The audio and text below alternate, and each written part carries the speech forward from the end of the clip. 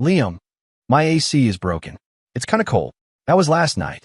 Chloe Thompson, the girl I'd known my whole life and the undisputed queen of Northwood High, stood at my bedroom door in a pair of pink pajamas, unable to meet my eyes. Today, in calculus, she looked right through me like I was a stranger. I'm Liam Carter. Thanks to my parents' year-long work assignment, I was stuck in a forced co-living situation with her. In public, she's the untouchable ice queen. In private, she's a clingy mess. And I'm the only one who knows her secret.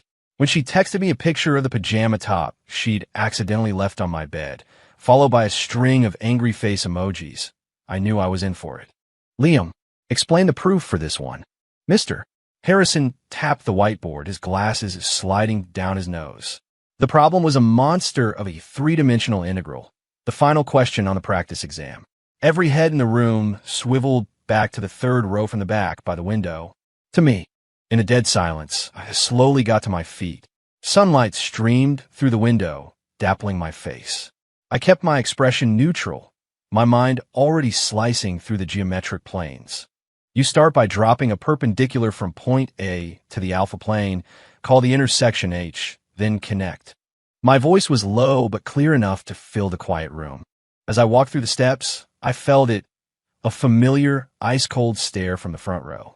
Chloe, our school's reigning ice queen, and my childhood friend in name only. She sat perfectly straight, spinning an expensive mechanical pencil between her fingers, her gaze fixed coolly on the board. You'd think I was just another part of the equation, impersonal and having nothing to do with her. Keep up the act, I thought. Who would believe that this goddess, who wouldn't even spare me a glance in front of our classmates, was the same girl who showed up at my door last night in pink strawberry pajamas, clutching a pillow like a lifeline. Liam, I think the AC in my room is broken. It's cold. I've been in the middle of a game, headphones on. I glanced at her, deciding to mess with her. So, call the landlord. What's it got to do with me? Her lips pressed into a thin line, her face a mask of pure indignation. The knuckles of the hand gripping her pillow turned white. But it's too late. Then turn on the heat. I did. It's not working. Her voice was barely a whisper, her eyes darting everywhere, but at me. Can I just borrow a blanket for the night? I almost laughed out loud. That excuse was more convoluted than the proof I was explaining now. Finally, I cracked. I pulled off my headphones, sighed, and lifted the corner of my comforter. All right, stop with the drama. Get in. She transformed. Like a kitten granted a royal pardon, she scurried over and dove under the covers, burrowing into my side and getting comfortable. She pressed her cool cheek against my chest and sighed contentedly. You're so warm, Liam. See? The difference was night and day. Here, in this classroom, she was the ethereal princess who didn't have a care in the world. And I was just some random guy in the back who happened to be decent at math. I finished my explanation. Mr. Harrison nodded, satisfied. Excellent. Clear logic. You can sit down. As I sat, I let my eyes drift casually toward the front row. Chloe was still the picture of icy composure, but the pencil spinning in her hand had stopped just for a second. Got her. The bell shrieked, and the classroom exploded into chaos. My best friend, Mike, immediately squeezed into the seat next to me, nudging me with his elbow. Dude, you're a beast. I was looking at that problem like it was written in another language. Just the basics, I said, starting to pack my books. Hey. Mike leaned in, his voice dropping to a conspiratorial whisper. Seriously, look at Chloe. She's unreal. Smart, gorgeous, and that whole untouchable vibe. Like a character straight out of a movie. What kind of guy do you think could ever land her? Out of the corner of my eye, I saw Chloe slowly putting her textbooks in her bag. The tips of her perfect ears were turning a faint shade of pink. A tiny smirk played on my lips. I raised my voice just enough. Who knows? Probably some Wall Street shark in the making. Definitely not a normal high school guy like us. Mike nodded sagely. True. A mortal can only dream. Just then, Chloe finished packing. She stood up and walked past our row without a glance. A faint scent of gardenias washed over me as she passed. From start to finish, she acted like I didn't exist. Mike was still sighing. You see that, Liam? That's a goddess for you. Even the way she walks is magical. I didn't say anything. I just watched her leave, thinking to myself, goddess? Yeah, right. What he didn't know was that this same goddess, who gave me the cold shoulder at school, had accidentally left her favorite pair of strawberry pajamas on my bed last night. The final bell rang, and I was out the door. "Liam, you coming to shoot hoops?" Mike yelled after me. "Nah, I got stuff to do at home." I waved him off without looking back. Stuff to do, my ass. I had to get home, where that proud, stubborn girl was probably going to starve. My relationship with Chloe was simple, really. Our families had been friends forever, practically neighbors since we were kids. My family moved to this town first. Then, 2 years ago, her parents got transferred overseas for work and asked my parents to let her stay with us. Then, last month, my parents got sent to manage a year-long project out of state. Before they left, my mom made me promise 1,000 times that I would take good care of Chloe. So, here we were, in this weird cohabitation experiment. The second I opened the front door, I smelled it. Burning. My stomach dropped. I bolted for the kitchen. There was Chloe, wearing a cartoon bear apron, staring helplessly at a pan that was billowing black smoke. Her usually pristine face was smudged with soot, making her look like a kitten caught stealing food. It was a pathetic, adorable mess. Making potions are we Ms. Thompson. I leaned against the doorframe, unable to resist. She jumped at the sound of my voice, whipping her head around. The moment she saw it was me, her school persona vanished, replaced by a look of pure, mortified panic. I was trying to make you dinner." She pointed a trembling finger at the blackened sludge in the pan, her voice cracking. The recipe on TikTok said it was easy, but it just burned on its own. Looking at her, on the verge of tears, I didn't know whether to be mad or amused. Okay, my fault. I shouldn't have come home so late." I walked over, expertly killed the burner, flipped on the exhaust fan, and pulled her away from the stove. "Go wash your face. You look like a chimney sweep. I'll handle this." "Oh," she mumbled, nodding like a guilty child as she shuffled out of the kitchen. I surveyed the culinary disaster zone and shook my head. The girl was brilliant at everything, except for basic life skills. It was a miracle that face of hers fooled so many people. By the time I cleaned up the kitchen and whipped up 2 bowls of instant ramen, Chloe was already washed up, changed into sweats, and curled up on the couch watching TV. The moment she saw me, her eyes lit up. She hopped off the couch and scrambled to the dining table. "Your ramen is the best, Liam." She took a huge slurp of noodles, then closed her eyes in bliss. "Total suck up. If you like it so much, then eat up. It'll save you from trying to burn the house down again," I said dryly. She stuck her tongue out at me before digging back in. Watching her eat, completely without a care for appearances, it was hard to connect this girl with the ice queen at school. The next day, a crowd was gathered around the main bulletin board. Mike and I pushed our way through to see the sign-up sheet for the annual school talent show. "Dude, you should sign up," Mike urged. "With your looks, you could get up there with a guitar, sing a song. You'd have girls fainting in the aisles." I wasn't interested. I hated being the center of attention. Just then, a ripple went through the crowd. "Oh my God, it's Lucas Vance. He's so hot." I followed their gaze. A tall, handsome guy was walking toward the board, a confident smile on his face that sent the surrounding girls into a frenzy. Lucas Vance, senior, captain of the basketball team, and the perennial winner of the schools. Who would you most want to date? Poll. I couldn't care less about him.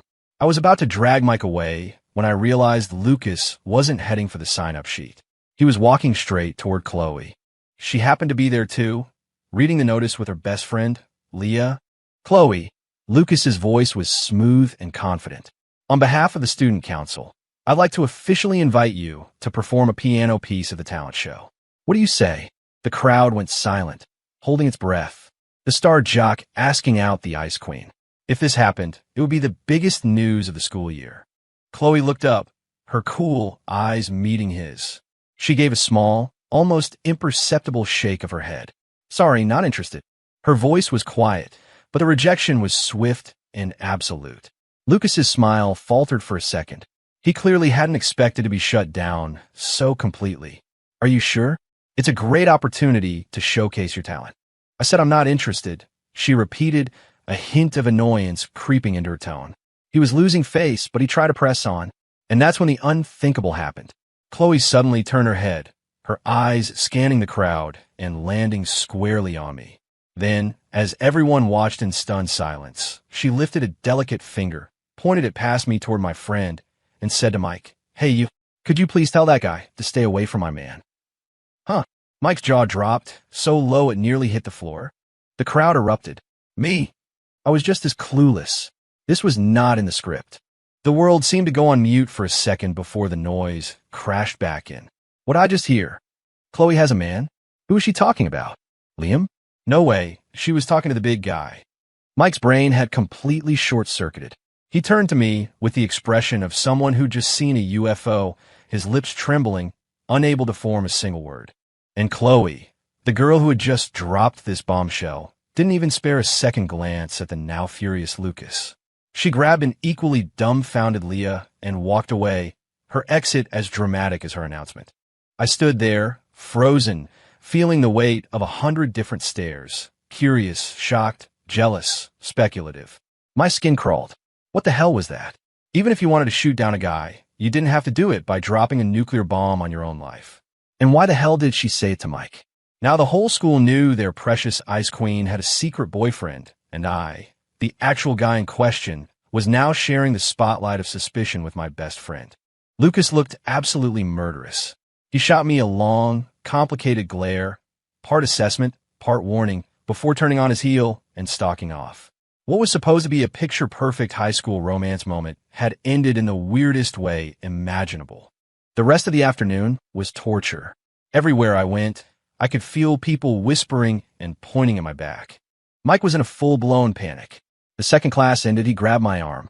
Liam, you have to tell me the truth. What is going on between you and Chloe? Is the guy she was talking about you? Why did she talk to me? Wait, does she have a crush on me? I smacked him on the back of the head. In your dreams, man. Get real. Then what the hell is going on? He whined, rubbing his head. I feel like every guy in this school wants to murder me right now. What could I say? If I told him we were just childhood friends living together in a totally platonic arrangement, would he believe me? Hell, I wouldn't believe me. After school, for the first time, I didn't go straight home. I ran 10 laps around the track until I was drenched in sweat, trying to burn off the frustration. It was dark by the time I got back. The house was quiet. The living room lights were off, but a sliver of light shone from under Chloe's bedroom door. I slipped off my shoes and knocked softly. Chloe? No answer. I'm home, I said. Still nothing. Great. She was giving me the silent treatment. After she dragged me into her mess at school, she was the one who was mad? My own anger, which had started to cool, flared up again. Fine. Be that way. I stomped to the kitchen and opened the fridge. It was empty. Of course. No dinner either. I took a deep breath, grabbed a pack of ramen from the cupboard, and put a pot of water on the stove. The entire evening passed in silence. She didn't leave her room, and I didn't call for her. It was the first real Cold War of our cohabitation. I ate my ramen, took a shower, and collapsed into bed, feeling more annoyed than ever. What a mess. I don't know how long I'd been asleep when I heard a faint click. My bedroom door was opening. I went instantly alert, holding my breath and feigning sleep, but I peeked through a tiny slit in my eyelids. The moonlight outlined a small, slender figure. Chloe. She was hugging that stupid bunny pillow of hers and wearing the same pink strawberry pajamas from the night before. She tiptoed to my bedside and just stood there, perfectly still. In the dark, I could hear her uneven breathing. After a long moment, she spoke, her voice thick and impossibly small. Liam, you asleep? I didn't move. She waited another minute. When I didn't respond, she got a little bolder and poked my arm with her finger. Are you mad at me? Still nothing. Now she sounded truly panicked, her voice trembling on the edge of tears. I'm sorry. I didn't mean to do that today. Lucas was being so annoying, and I just panicked. She took a shaky breath. I don't even know why I said it to Mike. My brain just froze, and I wanted you to hear it. Her voice trailed off into a pathetic sniffle. Please don't ignore me. My anger evaporated, replaced by a weary sort of affection. But I decided to hold out a little longer. She needed to learn. A second later, I felt the mattress dip. She was climbing in with the pillow. She carefully settled down beside me, pulled a corner of the comforter over herself, and then hesitantly placed a cool hand on my back. Liam, she whispered, her voice ghostly. I'm hungry. I was done. I lost. The fight went out of me completely. I rolled over, meeting her wide, shimmering eyes in the dark.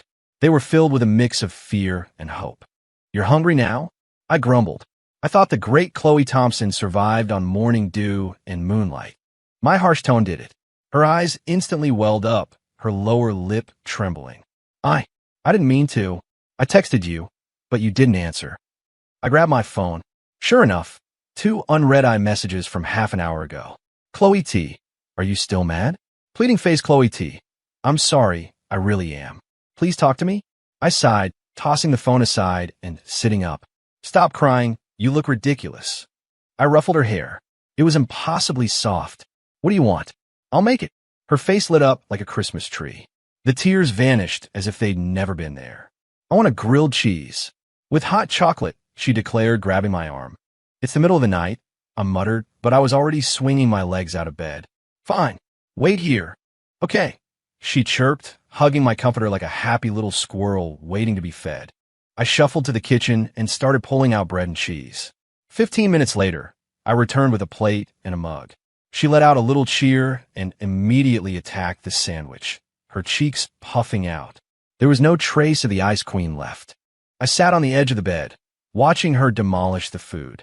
Slow down, no one's going to steal it.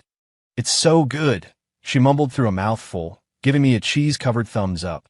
When she was finally done, I crossed my arms. Time for the debrief. All right, what was that today? Did your brain malfunction? She shrank back, knowing she was in trouble. I told you, Lucas was being a pest. I just wanted him to back off for good. You could have said you weren't interested in guys, or that you were secretly engaged. Why drag me into it? And why say it to Mike? Were you trying to drive me crazy? Because you were the first person I thought of, she mumbled, fiddling with the hem of her shirt. And I wanted people to know that you're mine. The last part was almost inaudible, and her cheeks flushed a deep crimson. Something shifted in my chest.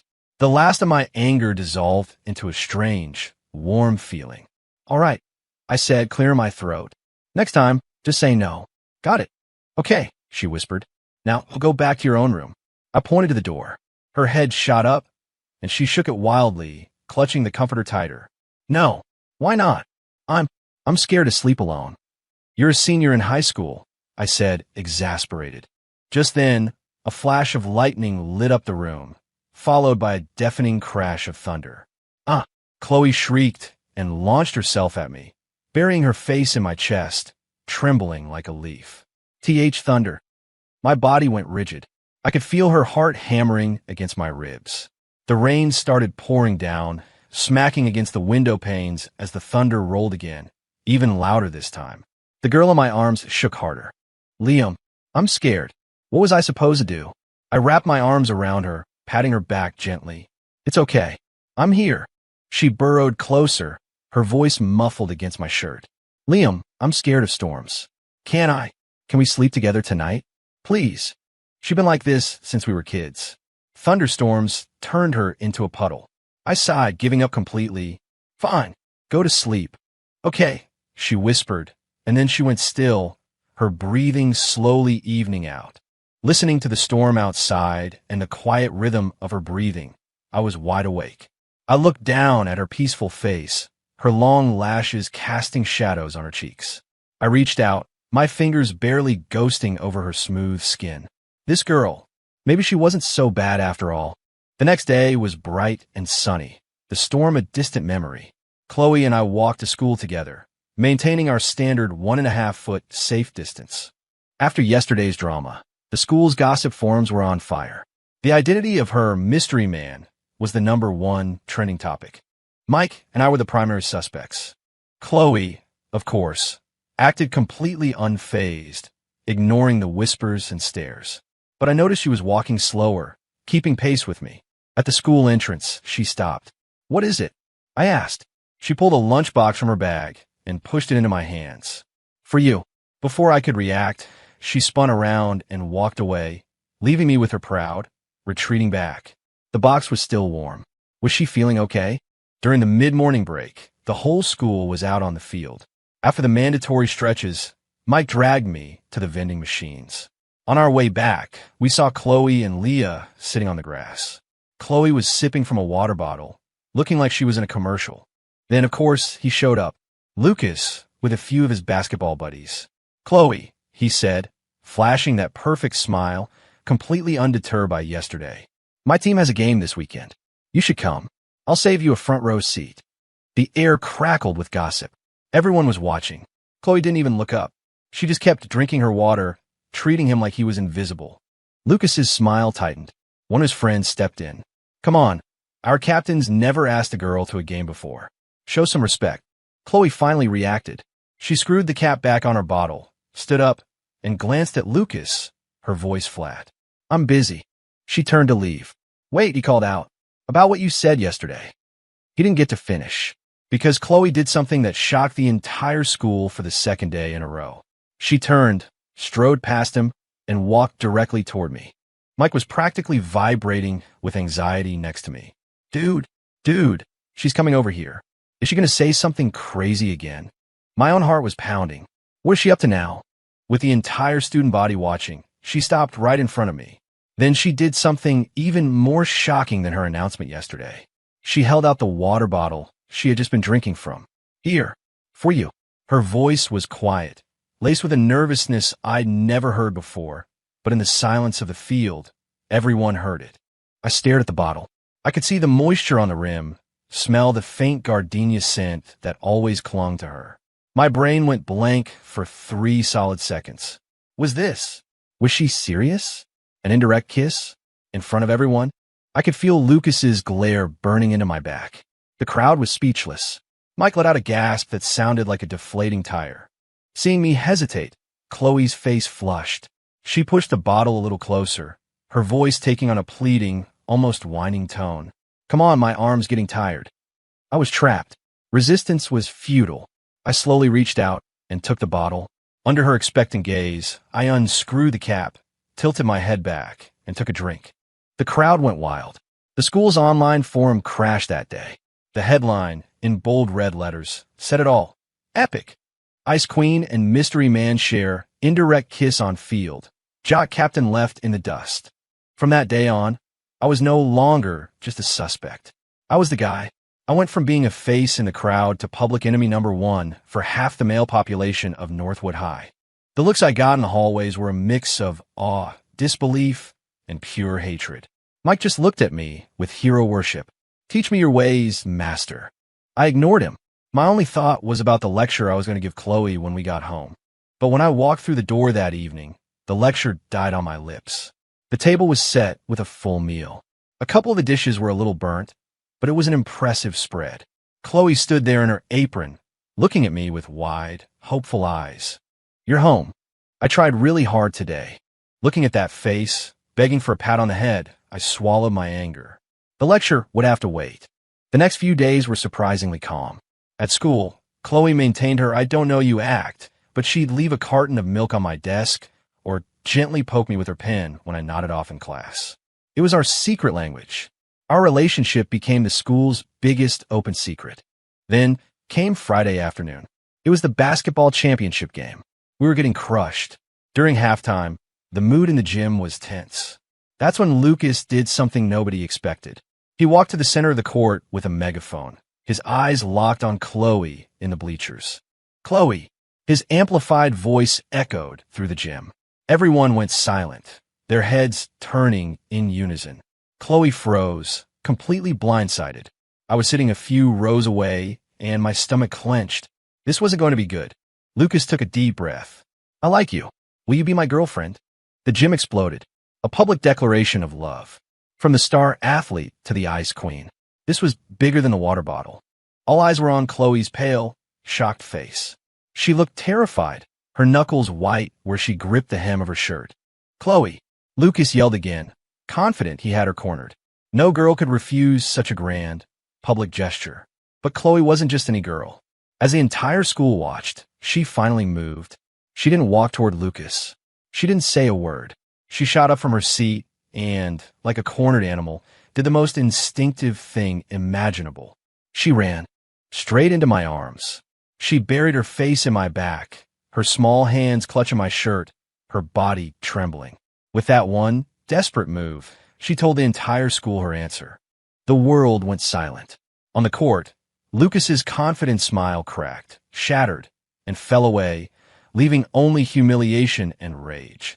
And me? I just stood there, feeling the small, shaking body behind me, and sighed for the millionth time. Well, that was it. The secret was officially out. No one remembers who won that game. They only remember the halftime show. Lucas apparently bricked every shot in the second half, and we lost the championship. He and Chloe became the school's greatest tragedy, or comedy, depending on who you asked. And I, Liam Carter, was officially known as the guy who tamed the Ice Queen. The glares in the hallway were replaced with looks of awe, curiosity, and a little bit of pity for the storm I had undoubtedly unleashed. Chloe finally gave up pretending not to know me at school. She started waiting for me by the entrance every morning, walking a foot and a half behind me to class. She'd slide her workbook on my desk, with problems she couldn't solve circled in red. She'd sit on the sidelines and watch me play basketball in gym class. Mike was over it. I used to think love had to be loud, man, he'd sigh dramatically. But now I know the real killers are the quiet ones. I was too busy explaining a derivative to Chloe to respond. This angle and that angle are congruent because they're alternate interior angles. Get it? Oh, she'd nod, her long lashes fluttering. I was pretty sure she wasn't listening at all. Life fell into a strange, new rhythm. Our semi-public, super scrutinized relationship just became normal. I almost started to think it was nice. Until that Saturday afternoon. We had planned to go downtown to a bookstore. To avoid a scene, we left the apartment building separately. I walked ahead, she followed about 50 feet behind. Just as I was about to reach the end of our street, I saw a familiar face. Jessica Bell, the biggest gossip in our grade. She and her mom were walking out of the building across from ours, carrying grocery bags. My blood ran cold. She lived here? I tried to speed up, to pretend I hadn't seen her, but it was too late. Liam, she called out. I forced a smile. Jessica, hey, you live around here? Yeah. Her eyes, sharp as a hawk's, scanned me, then landed on Chloe, who had frozen in her tracks behind me. I saw the glint in Jessica's eyes, the unmistakable spark of someone who's just struck gossip gold. Oh, hey, Chloe, you live in this neighborhood too? What a coincidence. My mom and I just moved in with my grandma. Chloe's face, usually a perfect mask of indifference, showed a flicker of panic. Jessica's eyes darted between the two of us, a sly grin spreading across her face. Are you two heading out together? She asked, her voice dripping with insinuation. No. Yeah. Chloe and I answered at the exact same time. One a firm denial, the other a quiet admission. The air hung thick with awkward silence. Jessica's grin widened. Even her mom was giving us that kids these days look. I looked at Chloe's face, now bright red with a mixture of panic and embarrassment, and groaned internally. We were so screwed. The fact that the Ice Queen and I were living together was about to become front-page news. That weekend was agonizing. I could already picture the chaos on Monday. Jessica would have spread the news to every corner of the school, embellished and exaggerated. We were looking at a one-way ticket to the principal's office. This is all your fault, Chloe grumbled from her nest of pillows on the couch. If you hadn't been walking so fast, she never would have seen us together. The nerve. My fault. I shot back. Who was it that spent half an hour trying on different outfits? Who had to stop and check her reflection in every car window? She opened her mouth, then closed it, burrowing deeper into the pillows. I sighed and sat down next to her. Look, what's done is done. We need a plan for Monday. What plan? Her muffled voice came from the cushions. We'll just admit it. Admit what? That we live together? Chloe, do you have any idea how bad high schoolers cohabitating sounds? If the school finds out, they'll suspend us. If our parents find out, they'll fly back here just to murder me. Then what do we do? She wailed, finally looking up, her eyes wide and panicked. Seeing her like that, my own anxiety faded. I was the one who was supposed to be looking after her. It's okay, I said, ruffling her hair. If anyone asks, we're just neighbors. You come over sometimes to hang out. That's it. Got it. She nodded, not looking very convinced. But I had underestimated the speed of gossip. We didn't even make it to Monday. On Sunday night, I was in the kitchen making honey garlic chicken wings, her specific request, when the doorbell rang. Liam, get the door, she yelled from the couch, engrossed in some anime. My hands are covered in sauce, you get it, I yelled back. But I'm at the good part. Defeated, I wiped my hands on my apron and went to the door. I glanced through the peephole, and my heart stopped. It was our homeroom teacher, Ms. Albright, known to students as the Terminator. Standing beside her were a smug-looking Jessica and a furious Lucas. They had brought in the big guns. This was an ambush. My mind raced. "Chloe," I hissed toward the living room. "Get in your room. Now. And don't come out." She yelped, startled, but scrambled into her room without question. I took a deep breath, plastered a polite smile on my face, and opened the door. "Ms. Albright? What a surprise. Jessica, Lucas, please come in." Her sharp eyes scanned the apartment over my shoulder. "We won't be coming in, Liam," she said, her voice grim. "I've received a report from a student alleging that you and Chloe Thompson are involved in an inappropriate relationship, and that you are living together." My smile didn't waver. "Ms. Albright, that's a complete misunderstanding. Chloe and I are just classmates." "A misunderstanding?" Lucas sneered, pointing at the shoe rack by the door. "Then whose are those?" I looked down. Sitting right there were a pair of fluffy, pink bunny slippers. Chloe's. She'd left them behind in her haste. We were caught. Red-handed. "Teacher, I saw them," Jessica added eagerly. "Leaving the building together yesterday." And I could hear a girl's voice inside. Ms. Albright's face was like stone. "Liam, get Chloe out here. I want an explanation from both of you." I stood there, trapped. The cheerful opening theme of Chloe's anime was still playing from the TV, a ridiculous soundtrack to my public execution. This was it. There was no way out. I was about to take all the blame when the bedroom door clicked open. Chloe stepped out. She was just wearing a t-shirt and jeans, her face unreadable, but her eyes held a new, steely resolve. She walked past the teachers, past Lucas, and came to stand right beside me. She looked up at me, her voice soft but clear enough for everyone to hear. "It's okay, Liam. I'm right here with you." In that moment, my heart did a painful, wonderful flip. Seeing Chloe emerge from my apartment, Ms. Albright looked like she was about to have an aneurysm. Jessica was practically gloating. Lucas's eyes were daggers. "Ms. Albright," Chloe said calmly, turning to face our teacher. "It's not what you think." "Not what I think," she snapped. "You're in his apartment, alone, on a Sunday night. How else am I supposed to interpret this?" Chloe took a deep breath. "My parents are working abroad. They asked Liam's parents to look after me, but his parents are away on business, too. So I'm staying here." She looked at each of them in turn. "We're just taking care of each other. If you want to call that inappropriate, then there's nothing more I can say." Her explanation was simple and logical. It threw Ms. Albright for a loop.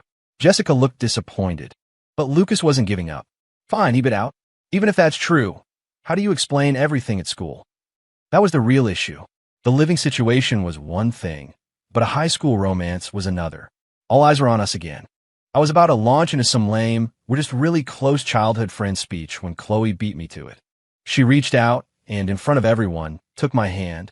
Her palm was cool and a little damp, but her grip was firm. She lifted her chin, meeting Lucas's disbelieving stare head-on. "I like him," she said, her voice ringing with clarity in the quiet hallway. "I like Liam. That has nothing to do with where I live. Everything I did at school, I did because I like him." The world stopped. Ms. Albright was speechless. Jessica's mouth was hanging open. Lucas looked like he'd been physically struck. And me? I just stood there, feeling the warmth and strength of her hand in mine, watching the blush rise on her brave, beautiful face, my heart threatening to beat its way out of my chest. This incredible, foolish girl. I don't really remember how that night ended. Ms. Albright eventually left, dragging the other two with her, without another word. The second the door closed, Chloe sagged against me, completely drained. Her back was soaked with sweat. "You," I started, but I had no words. "Liam," she whispered into my chest. Was I brave? "Yeah," I said, holding her tight. "You were." Do you like me being brave?" I didn't answer. I just held her closer. That night, our class group chat blew up. 10 minutes after our visitors left, a new notification popped up. It was from Chloe. She had posted a picture. It was of our two hands, still intertwined. Below, it was a single line, with an F for the entire class. "Chloe T. at everyone, Liam's my boyfriend." On Monday, when Chloe and I walked into school together, the world had changed. There were no more whispers. There was just a strange, respectful silence. People saw us, their eyes would go wide, and they would literally part to let us pass. Chloe's blunt announcement had silenced all the gossip. It was, in a word, epic. Ms. Albright never said a word about it to us. Jessica avoided my gaze all day. And Lucas? He took an indefinite leave of absence. Rumor was he was transferring. Just like that, the storm was over, and Chloe and I could finally be, well, us. During a break between classes, I was trying to catch a nap when I felt a poke on my arm. I opened my eyes to see Chloe, blushing, sliding a notebook onto my desk. Written on the page was, "Want to walk home together after school?" I smiled, picked up my pen, and wrote underneath, "Don't we do that every day?" Her blush deepened. She scribbled again, from the school gates, together. Looking at her, so full of nervous hope, I wrote a single large word underneath her question. "Okay." Her whole face lit up. She quickly looked down at her textbook, trying to hide her smile, but the slight tremble of her shoulders gave her away. After the last bell, I waited for her by the classroom door. She came out, and we stood there for a moment, side by side, as our classmates filed past, grinning at us knowingly. "Ready?" I asked. "MHM," she squeaked. We walked across the campus, the setting sun stretching our shadows long behind us. It was the first time we'd ever done this, out in the open. She walked slowly, as if trying to make the moment last forever. As we rounded a quiet corner, I stopped. "What's wrong?" she asked. I didn't say anything. I just held out my hand. Her face went from pink to crimson. She hesitated for a second before placing her small, cool hand in mine. I laced my fingers through hers, and we started walking again. She kept her head down, but I could see the smile she couldn't hide, brighter than the sunset. As we got closer to the main gate, the crowd thickened. She squeezed my hand nervously. "Liam." "Yeah." "Holding hands is okay," she whispered, her voice barely audible, "but not where other students can see." I laughed at her adorable, contradictory demand. "All right, your rules." I let go, and she quickly hid her hand behind her back. But a second later, I felt her pinky finger tentatively hook around mine. And that's how we left school, in the middle of the crowded gate, under the golden light of dusk, connected by the smallest, most secret of touches. Our story, I knew, was just getting started. Who knew that the fearless ice queen of Northwood High was, in private, a shy girl who blushed at just holding hands? But she was my shy girl now. End.